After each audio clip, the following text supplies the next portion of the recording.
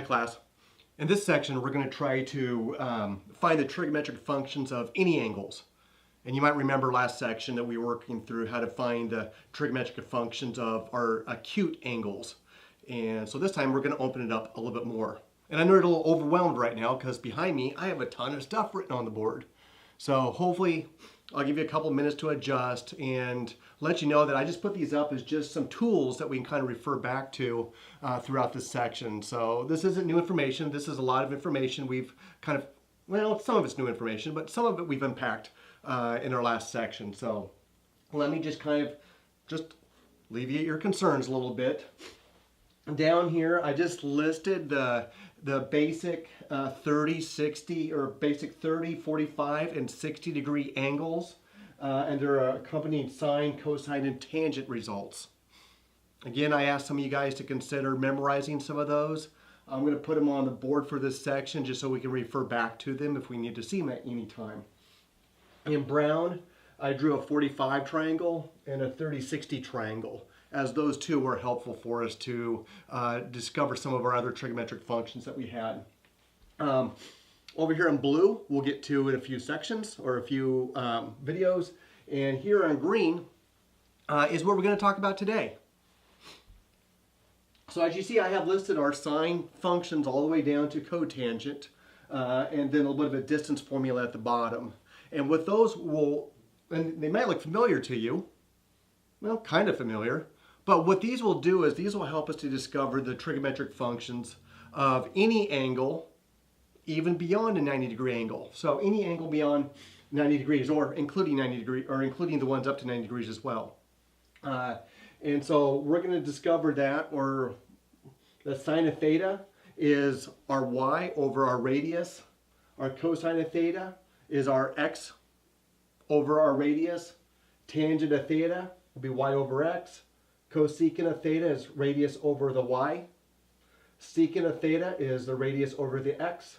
Cotangent of theta is the x over the y. And again, assuming that the denominators are not zero in those particular cases. Don't worry, I'm going to show you an example here in a little bit of how to use these.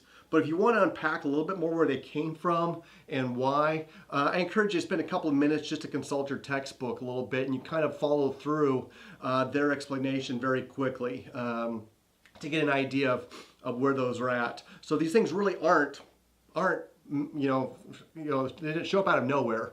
And I think you'll be able to follow along, get an idea, and goes, okay, yeah, that makes sense. I get that. I can accept that. I can move on. Life is good. So let's kind of get an idea of how we can use these particular tools as we want to discover some trigonometric functions of angles maybe greater than an acute angle. And so over on my other shoulder over here, I'm going to step back, is I just drew an angle in standard position. So you can see in black that I have a basic grid system, x and y coordinates. And then in blue, I drew an angle with its initial side along the x-axis, and then it's opened up where it comes back down into quadrant 3, and that I have some point here at 3 or at -3 and -5.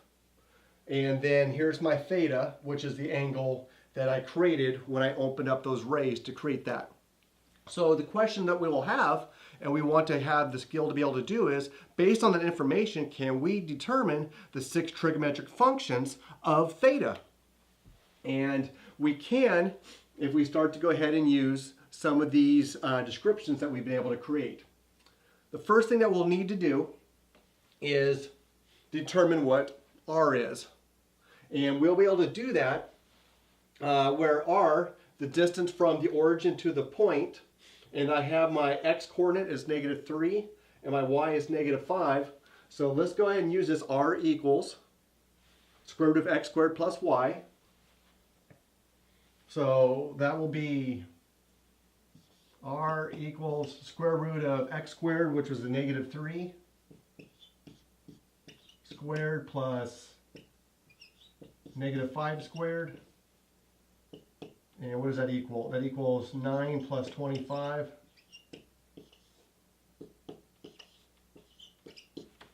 And so it looks like r can equal, or r does equal in this case, the square root of -34.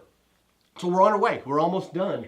I just kind of plug it in the rest of the knowns that we have. So let's do that. So sine of theta, and I'm going to do it backwards over here,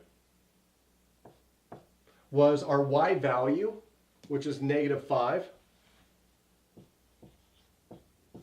over our r value, which we discovered, or we unpacked, which was the square root of negative, or the square root of 34. And yes, we're going to have to rationalize that denominator. And so let's multiply both sides.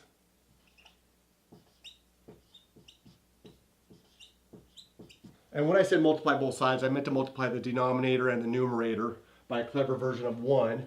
So I'm going to have -5 root 34 over, not root 34, over 34. All right.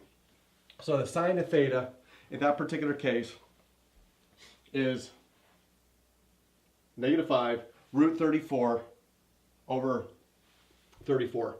Cosine of theta is our x variable, which is -3 over our r, again, which is root 34. And then likewise, we'll need to do the exact same thing, multiply by a clever version of 1 to eliminate that, and then we're going to get -3 root 34 over 34.